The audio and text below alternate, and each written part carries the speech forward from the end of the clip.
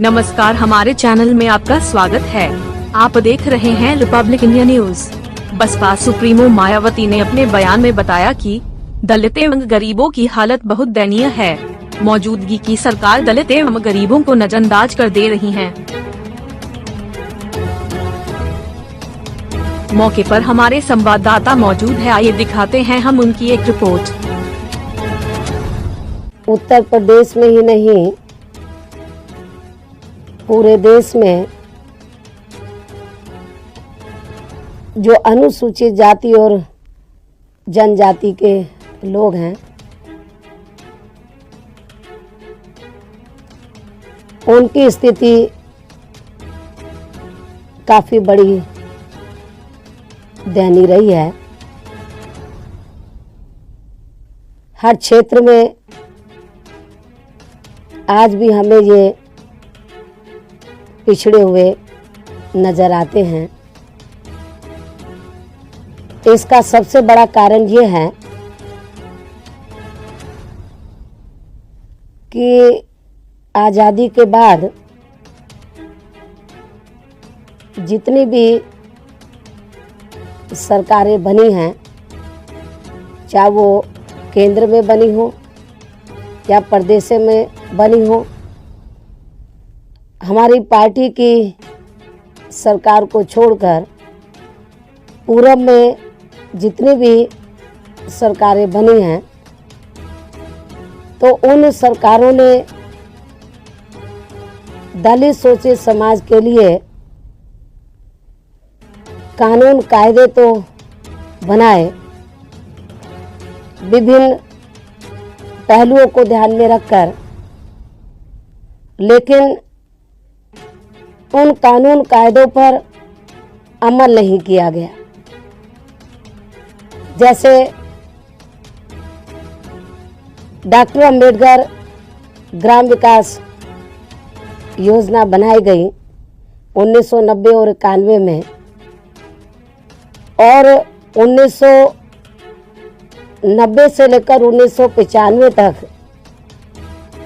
ये 5 साल का वर्ष हो जाता है। तो उत्तर प्रदेश में केवल 5 साल में इस योजना के तहत, हमारी हुकूमत नहीं थी, दूसरी पार्टियों की हुकूमत थी, केवल 1524 गांवों का चयन हुआ। उससे उनकी मेंटलिटी का मालूम पड़ता है कि वो दिल से नहीं चाहते कि दलित शोषित समाज के लोगों का उत्थान हो। यदि उनकी मेंटलिटी सही होती तो कम से कम इन 5 सालों में तो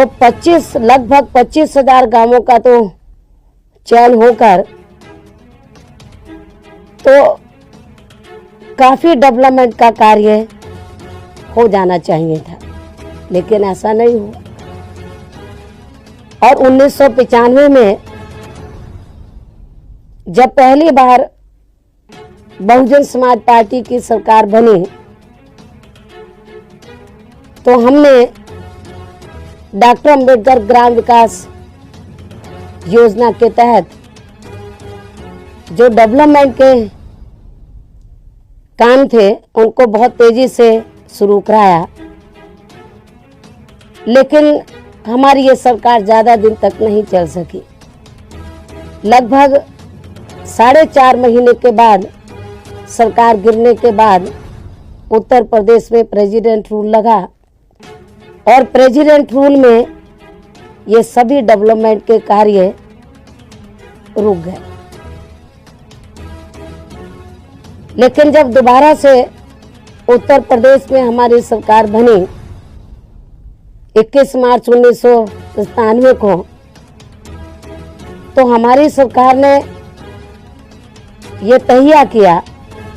ये फैसला लिया कि पूर्व की सरकारों ने तो केवल आश्वासन ही दिया दलित शोषित समाज के लोगों को, योजनाएं बहुत बनाई, कानून कायदे बहुत बनाए इनके हित में, लेकिन किया कुछ नहीं। हमारी सरकार ने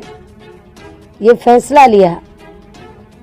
कि जो पूर्व की सरकारों ने हमारे लोगों के लिए कानून कायदे बनाए उनके हित में,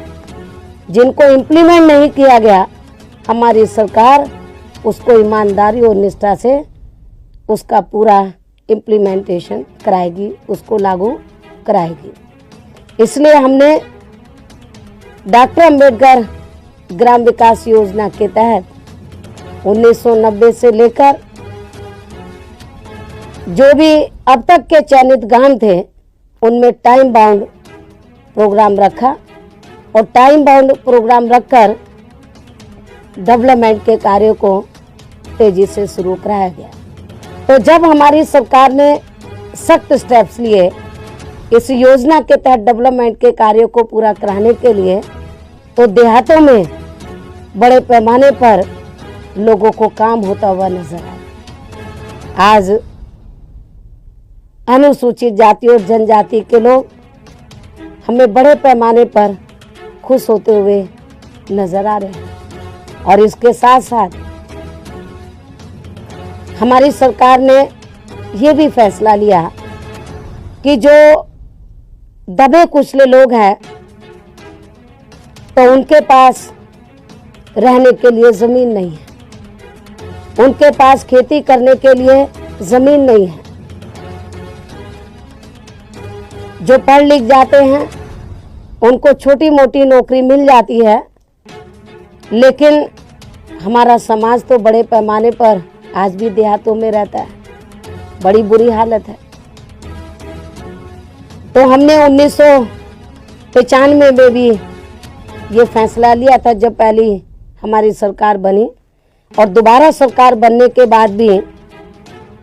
हमने इस फैसले को दोहराया, इस फैसले को लिया। और ये कौन सा फैसला था कि हमने ये ऐतिहासिक निर्णय लिया था 1995 में और दोबारा से भी लिया कि अनुसूचित जाति और जनजाति के जो परिवार 3 जून 1995 तक ग्राम सभा की जिस भूमि पर काबिज थे वह भूमि उनके नाम कर दी जाएगी और बेदखली रोक दी जाएगी।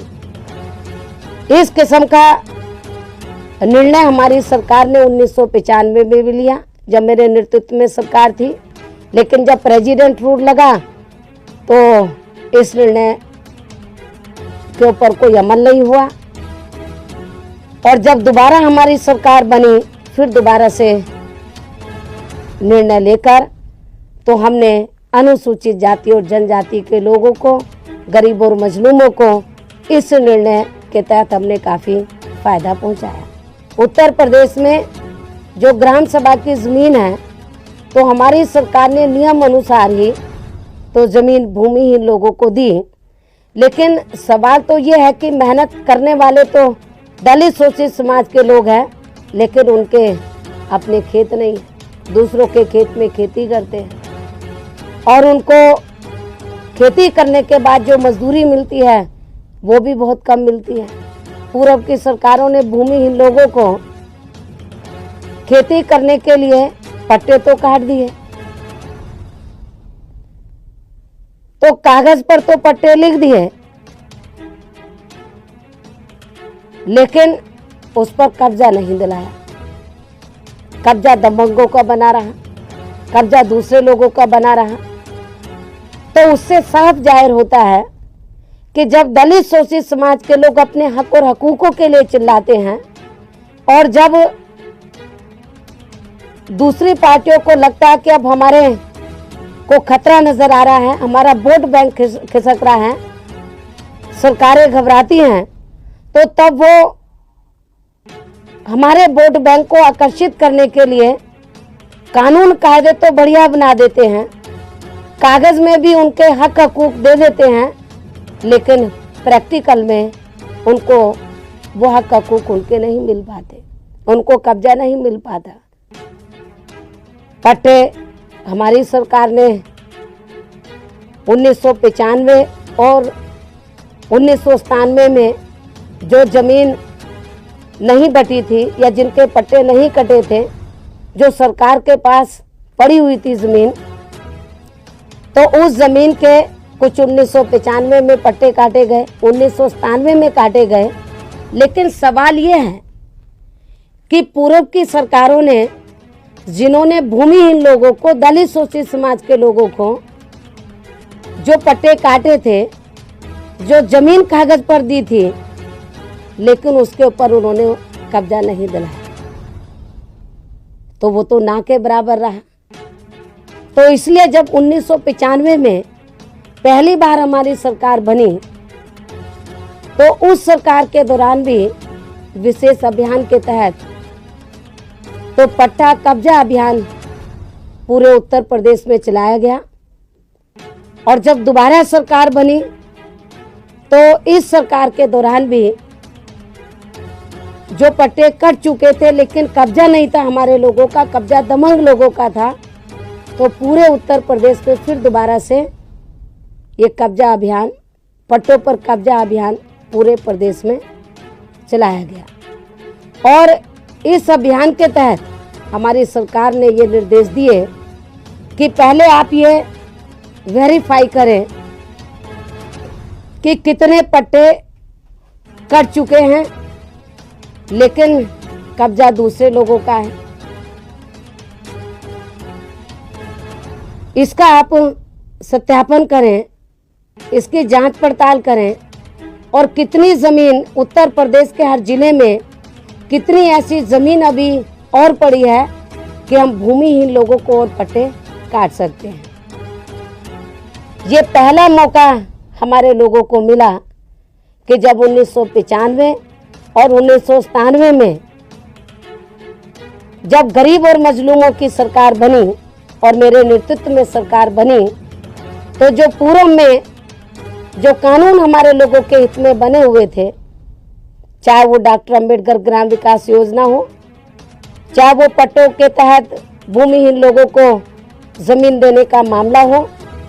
हमारी सरकार ने दोनों शासनकाल में इन दोनों ये जो स्कीम्स हैं इनको गंभीरता से लिया, और गंभीरता से लिया ही नहीं, इसको सख्ती से इम्प्लीमेंट भी कराया। तो और इसका फ़ायदा तो लाभार्थियों को, जो दबे कुचले लोग हैं, उनको बड़े पैमाने पर मिला है।